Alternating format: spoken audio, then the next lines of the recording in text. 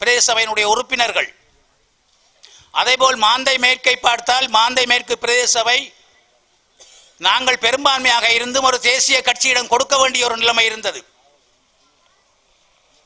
அந்த நிலைமை இங்கே வரக்கூடாது. கடந்த தேர்தலிலே உள்ளூராட்சி தேர்தலிலே மன்னார் நகர சபையிலேயும் அப்படியான ஒரு நெருக்கடி எங்களுக்கு ஏற்பட்டது. இந்த தேர்தலிலே பல கட்சிகள் போட்டியிடுவதன் காரணமாக அப்படியான ஒரு நிலைமை உருவாகலாம். நாங்கள் இந்த தேர்தலிலே உங்களிடம் கோருவது, நீங்கள் எங்களுக்கு அறுதி பெரும்பான்மை நிச்சயமாக கடந்த முறை நடைபெற்ற தேர்தலிலே வடகிழக்கு மாவட்டத்திலே 2 சபைகளிலே தான் தனி பெரும்பான்மையோடு நாங்கள் ஆட்சி அமைக்கக்கூடியதாக இருந்தது. முல்லைத்தீவு மாவட்டத்திலே புதுக்குடிப்பு பிரதேச சபை, கிளிநொச்சி மாவட்டத்திலே பூநகரி பிரதேச சபை, இந்த 2 சபைகளையும் தான் தமிழ் தேசிய கூட்டமைப்பு தனித்து பெரும்பான்மையோடு ஆட்சி அமைக்கக்கூடியதாக இருந்தது. ஏனைய சபைகள் ஏனையவர்களோடு, ஏனைய கட்சிகளோடு, ஏனைய கட்சிகளின் சில பிரதிகளோடு சேர்ந்து ஆட்சி அமைக்கக்கூடிய ஒரு நிலைமை உருவாகி இருந்தது. நாங்கள் இந்த சபைகளை வேறு யாருக்கும் வழங்காமல் பாராளுமன்ற தேர்தலிலே யாழ்ப்பாணமும் யாழ் மாவட்டமும் வன்னி மாவட்டமும் எப்படி பறிபோனதோ, ஒரு சிங்கள மிக தீவிர இனவாத கட்சியிடம் எப்படி பறிபோனதோ அந்த அதற்கு இடம் கொடுக்க முடியாமல் கொடுக்கக்கூடாது என்பதை நான் இந்த நேரத்திலே கேட்டுக்கொள்கின்றேன். கடந்த 2000 நாங்கள் ஒவ்வொரு முறையும் இந்த பாராளுமன்ற தேர்தல் காலத்திலேயும் நாங்கள் சொல்லும், நீங்கள் சோரம் போக வேண்டாம், முஸ்லிம் வேட்பாளர்களுக்காக இருக்கலாம், நாங்கள் முஸ்லிம்கள் அவர்களுக்குரியது அவர்களுக்கே செல்ல வேண்டும், சிங்களவர்களுக்குரியது சிங்களவர்களுக்கு செல்ல வேண்டும், தமிழர்களுக்குரியது தமிழர்களுக்கு செல்ல வேண்டும். விகிதாசார பிரதித்துவம் என்பது அந்த தேர்தல் நடைமுறையே அதற்காகத்தான். அப்படி பார்க்கின்ற பொழுது நிச்சயமாக 2010ஆம் ஆண்டை எடுத்துக்கொள்ளுங்கள். யுத்தம் முடிந்த பின்பு நடைபெற்ற தேர்தலிலே இங்கே இங்குள்ள பிரதித்துவத்தின்படி ஒரு முஸ்லிம், இந்த வன்னி மாவட்டத்திலே ஒரு முஸ்லிம் பாராளுமன்ற உறுப்பினர் தான் வர முடியும், உறுப்பினர்களும் தமிழர்கள் தான் பெற முடியும். ஆனால் 2004 அதுதான் நடந்தது. விடுதலை புலிகளுடைய ஆதரவோடு நடைபெற்ற தேர்தலிலே அதுதான் உண்மையான வீதாசாரம்.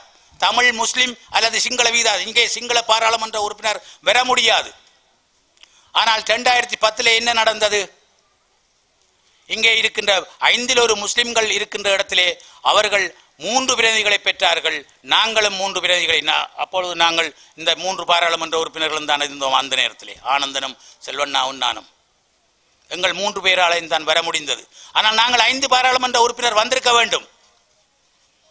ஆனால் நடந்தது என்று சொன்னால் முஸ்லிம் சகோதரர்கள் அவர்கள் ஒற்றுமையாக இருந்தார்கள், தங்களுக்கென்றே வாக்களித்தார்கள். அதேபோல் எங்களவர்கள் நாங்கள் பிரிந்து நின்றதன் காரணமாக, நாங்கள் பிளவுபட்டு போய் நின்றதன் காரணமாக எங்களுடைய ஆசனங்கள் எங்களுக்கு கிடைக்கவில்லை. நாங்கள் கடந்த காலங்களிலே நாங்கள் போராடியது இந்த அரசியல் உரிமைக்காகத்தான். அது பாராளுமன்ற உறுப்பினர், பாராளுமன்ற பிரதிநிதித்துவம் உட்பட. அதேபோல் தான் நாங்கள் இப்பொழுது உங்களிடம் கேட்டுக்கொள்கின்றோம். இந்த சபை, இந்த நகர சபையை மிக பொருத்தமானவர்கள் எனக்கு தெரியும், வசந்தனை பற்றி தெரியும், மற்ற 2 வேட்பாளர்களை பற்றி தெரியும், அவர்கள் இந்த அதேபோல் ஏனைய வேட்பாளர்களை தெரியும். நீங்கள் இந்த முறை அவர் தன்னலம் கருதாது உழைக்கின்றவர், சமூக பணியில் ஈடுபடுகின்றவர், தன்னுடைய சொந்த பணத்தை இந்த மக்களுக்காக இடர் வருங்காலங்களில் எல்லாம் செலவழிக்கின்ற ஒருவர், எந்த பிரதி உபகாரத்தையும் எதிர்பாராமல். ஆகவே நீங்கள் அவரையும் அவருடைய வசந்தனுடைய தலைமையில் போட்டியிடுகின்ற ஏனைய வேட்பாளர்களையும் நீங்கள் வெற்றி பெற செய்ய வேண்டும். அந்த வெற்றியின் ஊடாக எங்களுடைய இந்த அவர்களுடைய அந்த எதிர்பார்ப்புகள், உங்களுடைய எதிர்பார்ப்புகள் இந்த நகரத்தினுடைய அபிவிருத்தி விடயத்திலே அவர்கள் முழுமையாக பங்களிப்பார்கள். அதற்கு உந்துகோலாக நாங்கள் பாராளுமன்ற உறுப்பினர்கள் எல்லோரும் இருப்போம் என்பதையும் இந்த நேரத்திலே கேட்டு, மீண்டும் உறுதியான முடிவை இந்த 2 நாட்களிலே தெளிவாக சிந்தித்து எடுங்கள் என்று கேட்டு விடைபெறுகின்றேன். நன்றி. இச்செய்திகளுக்கு பிரதான அனுசரணை செல்வாசோக் இமோபிலியன், சுவிஸ் நாட்டில் முன்னணி நிறுவனம். தொடர்புகளுக்கு 0795146428. வீடு வாங்க, வீடு கட்ட, வீடு திருத்த மற்றும் வீட்டுக்கடன். Your future our vision. இது போன்ற மேலும் பல முக்கிய சுவாரஸ்யமான செய்திகளை அறிந்து கொள்ள லங்காஃபோ யூடியூப் சேனலை சப்ஸ்கிரைப் பண்ணுங்கள். எமது செய்திகள் உடனடியாக கிடைக்க பெல் பட்டனை அழுத்துங்கள்.